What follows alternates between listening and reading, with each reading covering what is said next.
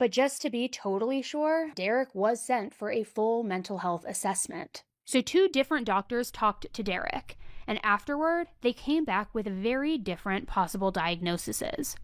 One, who actually worked for the prison, said that Derek might have ADHD, while a different doctor thought that Derek was on the autism spectrum. Now, talking just in terms of statistics, there isn't a clear link between autism and violent crime. Some researchers think that people on the spectrum are actually less likely to be violent, but there really isn't enough research out there to say anything for sure. ADHD, however, can be a factor in murders, like the one that Derek committed. People with ADHD, particularly if it isn't diagnosed or being managed well, can have difficulty resisting their impulses, resisting those urges. So maybe Derek just snapped. Like he just snapped in the moment and stabbed his mother after an argument. This possible diagnosis might help explain a little bit how something like that could happen in somebody who otherwise doesn't seem especially violent or doesn't have a background that would indicate it would happen. But I also don't want to make it sound like having ADHD automatically makes somebody a murderer or dangerous to be around. Certainly not.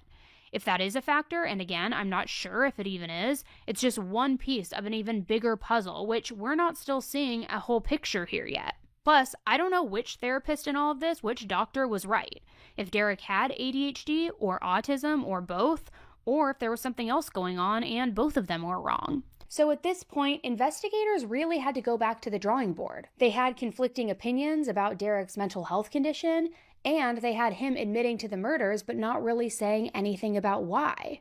So what they decided to do was to get a better idea of what actually happened that night. They pulled footage from the cameras around the apartment. And I will say, there was a Ring camera as well at the apartment's front door, and this camera captured Derek several times that night.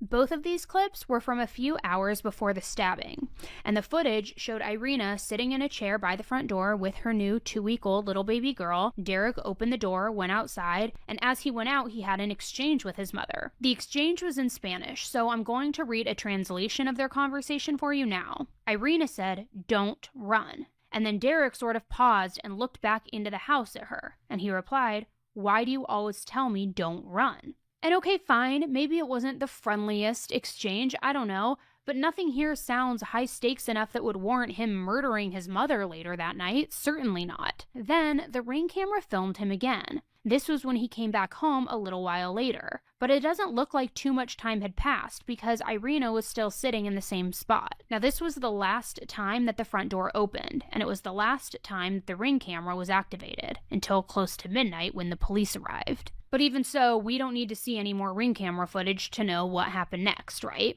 Because later that evening, Irina went into her bedroom, which also functioned as a nursery. Her bed was next to the crib, and Irina had the newborn baby in her arms. The baby monitor turned on, and then at around 10:23 p.m., it filmed Irina lying in bed, cuddling with her daughter. But at some point after that, she put the little girl in her crib and then went over and fell asleep. Then, 37 minutes after that, a figure came into the room, and again, the baby monitor captured everything. That shadowy figure stood over Irina as she lay asleep, just completely defenseless. And then while she was still asleep, he stabbed her. He stabbed her over 40 times.